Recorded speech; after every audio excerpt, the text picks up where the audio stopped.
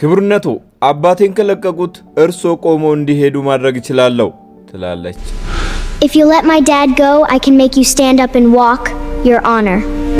እነዚህ ቃላት የወጡት ገና የ7 ዓመት ልጅ ከሆነችው አንዲት ትንሽ ልጅ ነበር። ድምጿ ጮክ ያለ አልነበረም። ነገር ግን እስከ መጨረሻው ተወጥሮ እንደተለቀቀ ቀስት ያለ የውጥረት ኃይል ነበረው።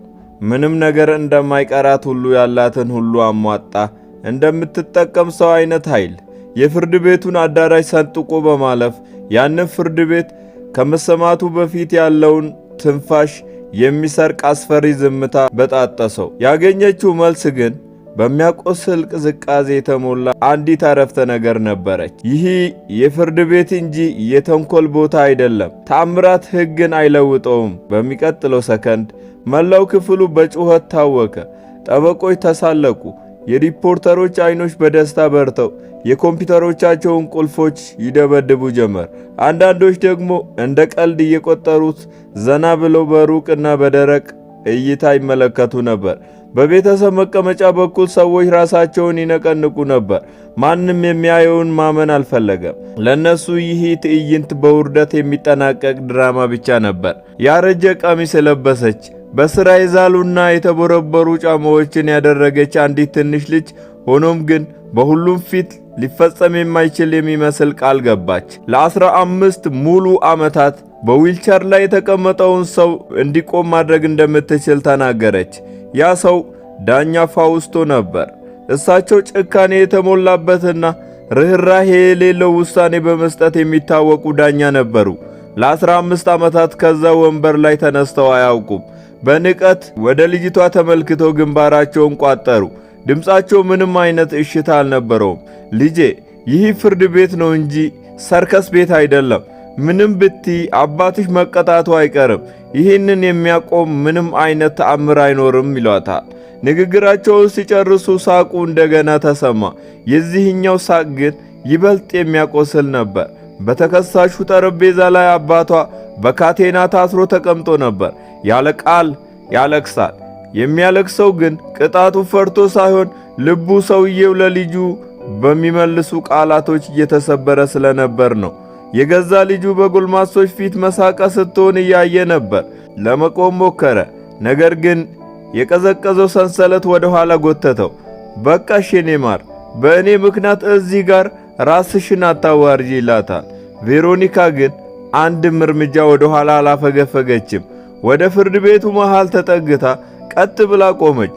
ራሷን ቀና አድርጋ ዳኛውን አይናቸውን ተመለከተች።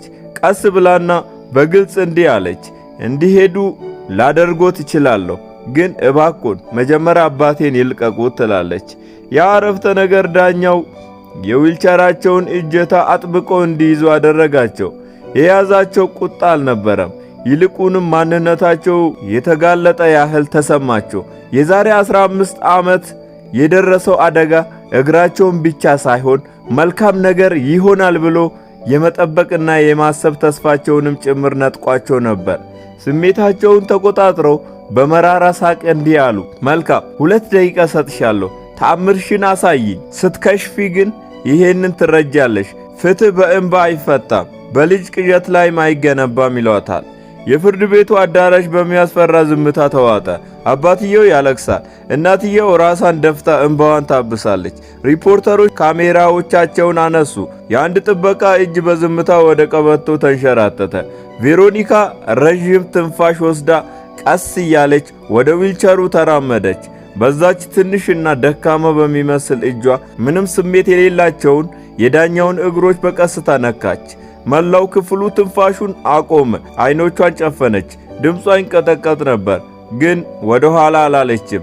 ጌታ ሆይ፣ ለእኔ ሳይሆን ለእርሱ የማይቻለው ነገር በአንተ ዘንድ አሁንም እንደሚቻል እባክህ አስመስክር ትላለች። በፍርድ ቤቱ አዳራሽ ውስጥ ለስላሳ ንፋስ አለፈ። መጋረጃው ተንቀሳቀሰ። ዳኛው በድንገት ደነገጡ። ከዛም ጣቶቻቸው ተንቀሳቀሱ። ዊልቸሩ ወደ ኋላ ተገፋ። ድምፁ በዝምታ ውስጥ በግልጽ ይሰማ ነበር። በሚቀጥለው ሰከንድ ሁሉም ሰው በገዛ አይኑ ተመለከተ። ዳኛው ፋውስቶ ቆሙ። ራሳቸውን መቆጣጠር አልቻሉም። ሰውነታቸው በኃይል ይንቀጠቀጥ ነበር። አይኖቻቸውም ለመጀመሪያ ጊዜ ከእንቅልፉ እንደሚነቃ ሰው ይመስሉ ነበር። ያ ቀዝቃዛና የማይነካ የሚመስለው ሰው እዛው ባለበት ተንበረከከ።